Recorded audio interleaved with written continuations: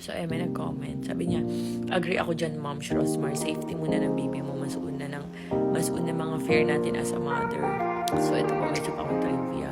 Alam nyo ba guys, na feeling ko, every time nabubuhatin ko si Nat, simula nung bata siya hanggang ngayon, na malaki-laki na siya, feeling ko, anytime talaga, parang maiihulog ko siya.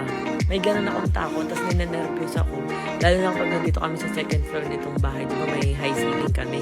Pag dumadaan ako dun sa may, kunyari umakita ko na hagdan, feeling ko malalaglag kami, feeling ko mahuhulog ko siya. Basta parang ganun, hindi ko maintindihan. Super paranoid na para ako.